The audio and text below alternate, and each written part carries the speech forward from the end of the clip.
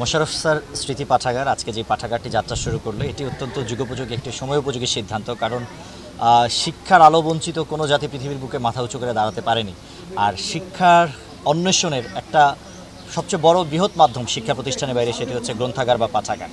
এখানে আলোকিত মানুষ তৈরি করা হয়। আমরা যে স্মার্ট বাংলাদেশের স্বপ্ন দেখি বা মাননীয় প্রধানমন্ত্রী যে স্মার্ট বাংলাদেশ গড়বার আশাবাদ ব্যক্ত করেছেন, এটি সম্ভব হবে স্মার্ট সিটিজেন গড়ার মধ্য দিয়ে। এখন স্মার্ট সিটিজেন বা বঙ্গবন্ধু একসময় বলেছেন যে সোনার বাংলা গড়তে সোনার মানুষ চাই। সোনার মানুষ গড়তে গেলে এরকম পাঠাগারের একটা না, হাজারটা পাঠাগারের প্রয়োজন রয়েছে। বর্তমান সরকার বিভিন্ন ভ্রাম্যমাণ লাইব্রেরিরও ব্যবস্থাপনা রেখেছেন, কিন্তু আমরা চাই এই পাঠাগারকে আরও বেশি সরকারের কাছে অনুরোধ থাকবে ছড়িয়ে দিতে হবে। দেশের প্রত্যন্ত অঞ্চলে এই পাঠাগার পাঠ্যাভ্যাস তৈরি করতে হবে, পাঠক তৈরি করতে হবে, নতুন নতুন লেখকদের বই জ্ঞান অর্জনের জন্য মানুষের হাতে তুলে দিতে হবে। এই পাঠাগার এমন একজন ব্যক্তির নামের সঙ্গে নামাঙ্কিত, যিনি আমার স্কুল জীবনের শেষ প্রধান শিক্ষক মোশাররফ স্যার, এবং একটা ত্যাগী আদর্শবাদী মানুষ যতটুকু আমি জানি। এবং তার নামটাকে স্মরণীয় করে আজকে যে তার পরিবার পরিজন যে এই লাইব্রেরিটি প্রতিষ্ঠা করছে, বিশেষ করে এই লাইব্রেরিটা এরকম একটা গ্রামে, এখন গ্রামের যোগাযোগ অনেক বেশি।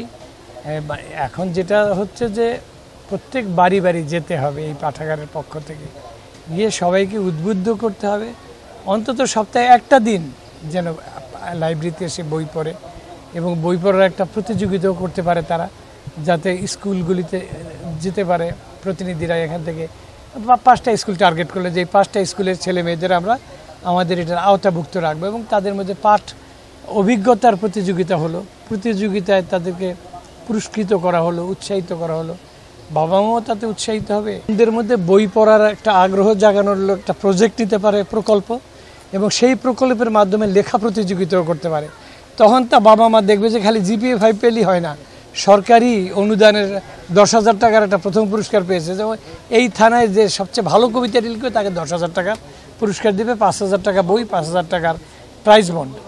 এটা সংস্কৃতি মন্ত্রণালয়, এলাকার বিত্তশালীরা এটা করতে পারেন, চেয়ারম্যান সাহেবরা বসে মিটিং করে করতে পারেন যে আমাদের তরুণ প্রজন্মকে আমরা সামনে এগিয়ে নেব। এই ধরনের যদি জাতীয়ভাবে যদি এটা না করা হয়, এটা সম্ভব না। তবে আমি বিশ্বাস করি এইটা যদি প্রত্যেকটা এলাকায় যদি সাহিত্য পড়ার ব্যাপারে স্কুলের পাঠ্যপুস্তকের বাইরে কলেজের পাঠ্যপুস্তকের পড়ার উপরে প্রতিযোগিতা করা হয়, উদ্বুদ্ধ করা হয়, নিশ্চয়ই যে হতাশা আমি একটু আগে প্রকাশ করলাম সেই হতাশা থাকবে না।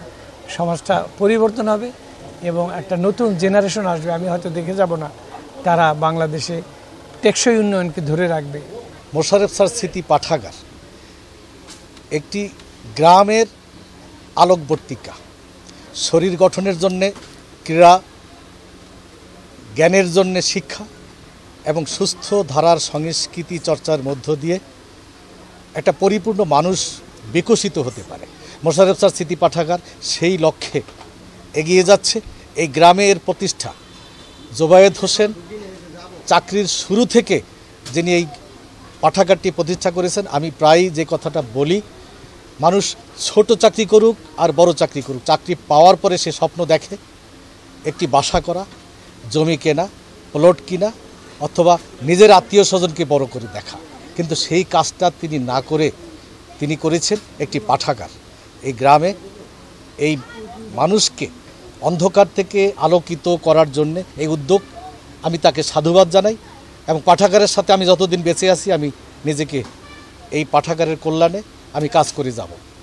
আমরা তৃণমূল পর্যায়ে সাহিত্যটাকে ছড়িয়ে দিতে চাচ্ছি। গত বছরও আমরা এই অনুষ্ঠানটা করেছি, এই বছরও আমরা সবাইকে নিয়ে অনুষ্ঠানটা করছি।